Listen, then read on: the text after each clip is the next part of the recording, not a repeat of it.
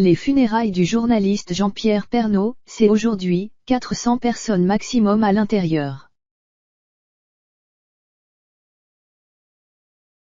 Jean-Pierre Pernaut décédé à l'âge de 71 ans. Les fans pourront se recueillir devant son cercueil, aujourd'hui, au funérarium de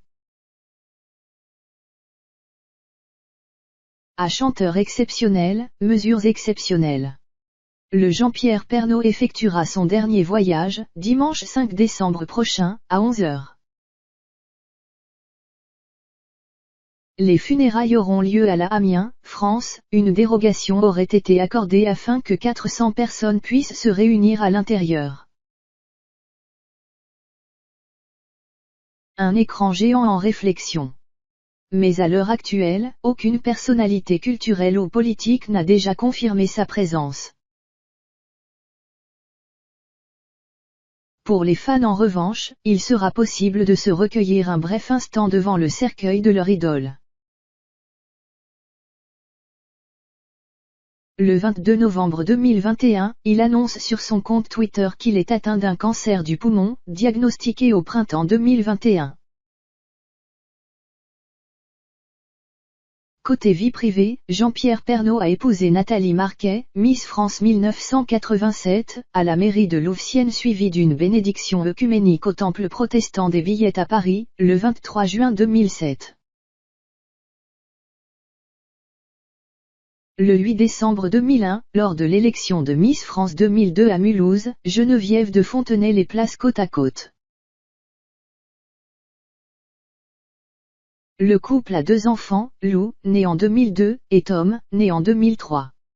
En février 2006, le journaliste publie un livre, Je vais vous dire, Michel Lafon, dans lequel il revient sur une période douloureuse que son couple a traversée durant l'été 2005 après la participation de Nathalie Marquet à l'émission de télé-réalité La Ferme Célébrité sur TF1.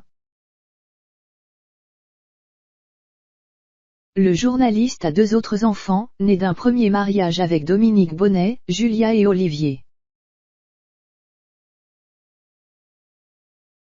Fils d'un ingénieur et pilote de rallye, Jean Pernaut, et d'une pharmacienne, Françoise Pernaut, Jean-Pierre Pernaut naît le 8 avril 1950 dans la Somme, à Amiens. Il grandit à Quevauvillers avec son frère de 8 ans, son aîné, Jean-François. Avec l'instituteur, les écoliers fabriquent un petit journal local, L'Equitom Villa, distribué dans tout le village. Il passe une jeunesse sportive, entre karting, ski et hockey sur gazon, discipline dans laquelle il se distingue avec 3 titres de champion de France à la fin des années 60. En classe de 3e, il effectue un stage au Courrier Picard. Sa vocation est née, il souhaite devenir journaliste et décroche son diplôme à l'École supérieure de journalisme de Lille. En 1972, il fait ses armes au bureau régional de l'ORTF d'Amiens-Picardie. Après l'éclatement de l'ORTF en décembre 1974, il est contacté par Christian Bernadac qui lui propose la présentation du journal de 23h sur la nouvelle chaîne, TF1. Puis entre 1978 et 1980, il co-présente le journal de 13h avec Yves Mourouzi.